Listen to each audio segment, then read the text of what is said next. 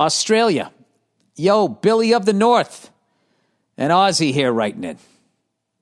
It's getting crazy, mate. Our lockdowns are severely worse than almost all of the world. Despite things getting better, the irrational rule of governance is getting worse. You may have seen videos going around of kids being taken from parents because of a positive COVID test. Everyone is outraged, but there is a great divide between people in our country. Sounds familiar? Even the ones that think it is wrong will still defend the fact that it's being done, which is totally backward if you ask me. Poor kids got to sleep somewhere strange with people in hazmat suits delivering them food on a tray. I'm sure that won't cause any life-lasting trauma. And if that doesn't twist your asshole, check out the dog shelter where the cops went in and shot all the dogs by order of the city. I don't want to watch that. Yorkshire Council in the state's northwest killed the dogs to prevent volunteers at a Cobar-based animal shelter from traveling to pick up the animals last week. According to Council's watchdog, the Office of Local Government. All right, as an American, just seeing how fucked up you guys are, I hate to say this, in a selfish way, made me feel a little bit better. Yeah, I mean, there's no solution to the COVID thing. I mean, it's like people are going to do whatever the fuck they want to do. The kids are suffering, and the reason why they're suffering is because everybody thinks they know the solution, even though they don't have a medical degree. I've been saying this from the beginning. If we all just did the same thing, if we were all doing the same thing, it would be so much easier to predict this thing. But if, half the people are running this way and the other half are running 180 degrees in the other different direction, it's like what we keep doing. It's like there's a house on fire. We keep putting out half the house and then moving in and then getting surprised that it gets engulfed in flames again. What we're going to have to do is what we've never done ever, is all get together and work and respect each other and all pull in the same direction, which is, we're failing this test miserably. And then when we try to get people, and I've been guilty of this too, we try to get people to come to our way of thinking, is we then insult them. Like, hey, fuckhead, why don't you fucking get your head out of your head? Like, who's listening after, hey, fuckhead? I've been guilty of that too. Not to mention sounding like a bitch about my shark stuff. You know what? I so wish I didn't read that email. I wish I kept that to myself, and I would have just kept ramping up how much I'm afraid of sharks. Just the level of anger in that email I loved because I relate to it so much. Let me focus on this guy and this shit. I flipped out about not being able to find a spatula the other day in the kitchen. I was like, wait a minute, what am I really mad at? And I figured it out, and I dealt with it. And then looking back at yelling about a spatula just seems so fucking ridiculous to me. Or maybe I didn't understand the tone of it. It could have been that. Anyway, overrated, underrated, everybody. Underrated. Reading a book on the beach. Jesus, that seemed like it would hurt your eyes. Sitting there with the sun glaring down on the book. You must have some really nice sunglasses. Reading a book on the beach. I heard you talk about, oh my God, sitting in the sun reading. I would rather get waterboarded. I heard you talk about your ocean stay. I love to read, but never do. And the only place I can is on the beach. I get that. You have pigment, and you have a brain. So that must be amazing. That sounds great. So I'm happy for you. It's the only time I ever finished a book in my adult life. If I don't finish, I have to wait till the next summer till I'm on the beach to even finish. It's really interesting. My thing, underrated, being at the beach after the sun is down in twilight. That is the best. For me, that is the best. Going for a nice swim then, trying to block out that woman who fucking swam at the beginning of fucking Jaws. That's what I think about. I get really, really scared. God, I get scared. Goosebumps. Just trying to get this guy to yell at his fucking laptop right now. Overrated, but I do think about that. Overrated, libraries for studying. Being surrounded by people who are all pretending to not look around and do work can be tough.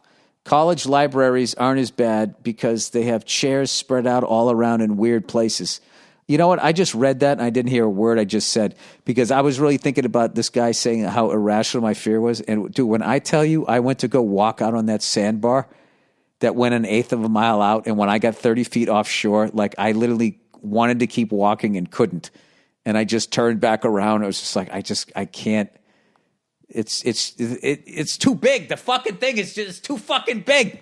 I can't handle it. I'm a small town pool guy.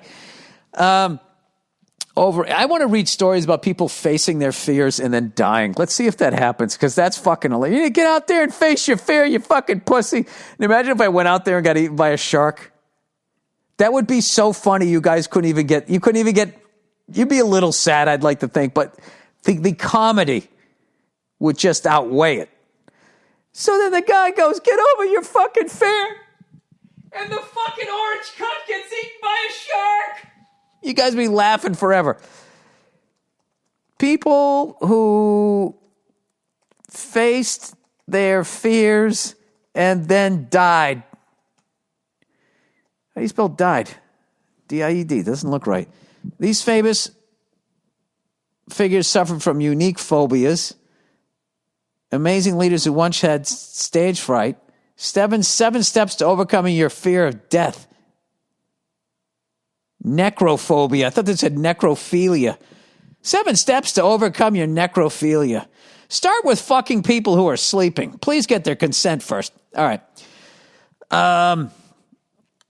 Okay, here we go. These famous figures suffered from unique phobias. All right. Kings and presidents have always been keen to be seen as wise. Here's a big, long intro. Fuck all of that. Okay, 19. Hans Christian Andersen. Hans Christian Andersen. What does this guy do? Was he a sailor or did he write a book?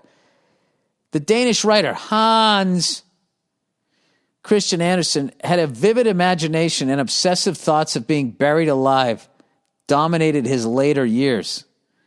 Oh, what if I'm still alive? Well, then he should have killed himself. Had a color... Don't have me work suicide hotline. Had a colorful imagination. Over the course of his prolific career, I'll be the judge of that. Sorry. He wrote a number of children's classics, including The Emperor's New Clothes, The Ugly Duckling, and of course, The Little Mermaid. I didn't know he wrote The Little Mermaid. How did Disney get the rights to that? They probably told his next of kin, if you don't sell us the rights to The Little Mermaid, we will bury you alive. However, his ripe imagination and active mind was often a curse as well as a blessing. Andersen had a number of fears, not the least the fear of being buried alive. He even took active measures to ensure that he would never endure this fate worse than death. Somebody wrote worth than death.